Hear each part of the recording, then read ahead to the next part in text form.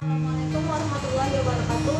Saya Nila Haryani dari kelompok 7 ingin menjelaskan tentang materi saya yang berjudul Pengangguran dan Potret Ketenagakerjaan di Indonesia. Karena saya akan menjelaskan tentang pengertian ketenaga kerjaan. Apa itu ketenaga kerjaan? Ketenaga kerjaan adalah segala hal yang berhubungan dengan masalah tenaga kerja dalam waktu sebelum, selamanya, dan sesudah masa kerja. Selanjutnya adalah macam-macam ketenaga kerjaan. Pertama adalah tenaga kerja terdidik.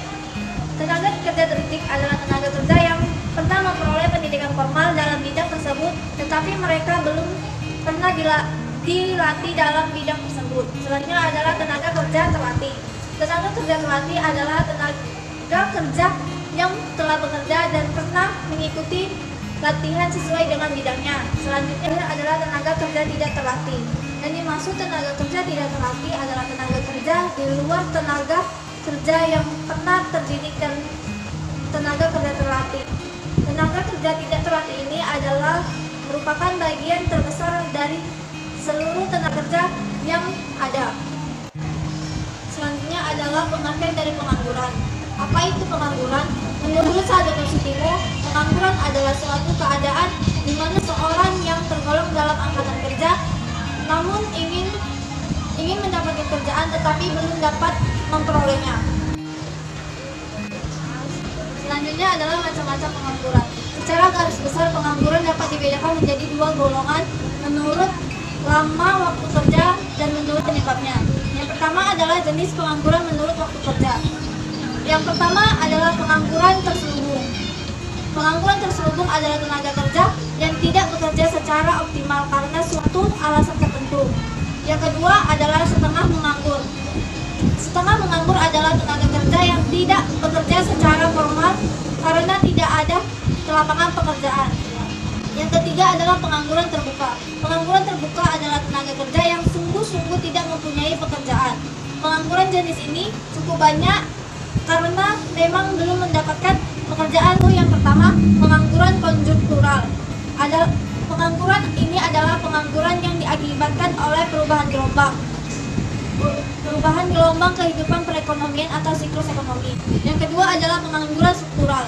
Pengangguran ini adalah pengangguran yang diakibatkan oleh ketidakcocokan antara keterampilan tenaga kerja yang dibutuhkan dengan keterampilan tenaga kerja yang tersedia.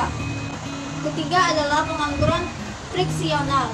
Pengangguran ini adalah pengangguran yang muncul akibat adanya ketidaksesuaian antara pemberi kerja dan pencari kerja. Yang keempat adalah pengangguran musiman. Pengangguran musiman adalah pengangguran yang muncul akibat pergantian musim, misalnya pergantian musim tanam ke musim panen. Yang terakhir adalah pengangguran teknologi. Pengangguran teknologi adalah pengangguran yang terjadi akibat perubahan atau pergantian tenaga manusia menjadi tenaga mesin-mesin. Demikian presentasi dari saya, selanjutnya akan dijelaskan oleh teman sekelompok saya. Assalamualaikum warahmatullahi wabarakatuh. Nama saya Muhammad Yamin. Saya akan melanjutkan presentasi dari Nila Haryani. Selanjutnya itu sebab-sebab pengangguran.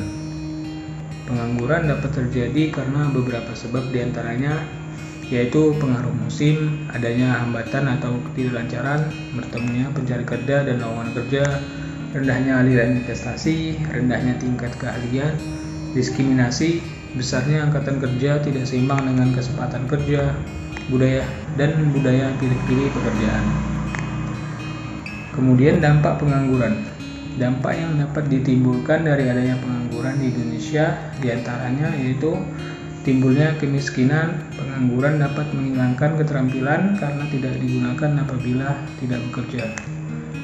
Kemudian makin beragamnya tindak pidana kriminal, bertambahnya jumlah anak jalanan, pengemis, pengamen, perdagangan anak, dan sebagainya.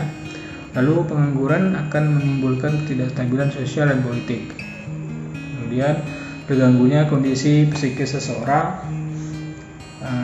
penurunan pendapatan per kapita atau penerimaan negara, lalu terakhir meningkatnya biaya sosial yang harus dikeluarkan oleh pemerintah. Kemudian solusi mengatasi pengangguran. Pengangguran dapat dihambat pertumbuhannya yaitu dengan cara memperluas dan membuka lapangan pekerjaan, menciptakan pengusaha-pengusaha baru, mengadakan bimbingan penyuluhan dan keterampilan tenaga kerja, menambah keterampilan dan meningkatkan pendidikan. Selanjutnya yaitu segera memindahkan kelebihan tenaga kerja dari tempat dan sektor yang kelebihan ke tempat atau sektor ekonomi yang kekurangan.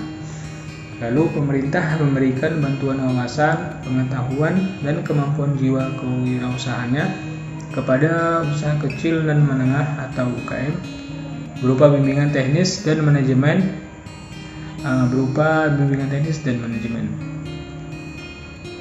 Lalu segera melakukan pembenahan, pembangunan, dan pengembangan kawasan-kawasan. Lalu segera membangun lembaga sosial yang dapat menjamin kehidupan penganggur. Lalu segera menyederhanakan perizinan dan peningkatan keamanan, mengembangkan sektor pariwisata dan kebudayaan Indonesia, khususnya daerah-daerah yang belum tergali potensinya. Kemudian melakukan program sinergi antara BUMN atau BUMS yang memiliki keterkaitan usaha atau hasil produksi akan saling mengisi kebutuhan.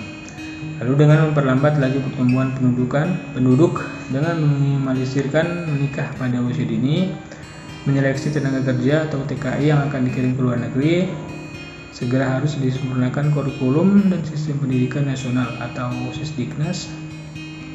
Dan yang terakhir yaitu segera mengembangkan potensi kelautan dan pertanian. Baiklah, itulah tadi pemaparan yang telah disampaikan dari kelompok 7. Kurang dan lebihnya kami mohon maaf. Wabillahi taufiq wal hidayah. Wassalamualaikum warahmatullahi wabarakatuh.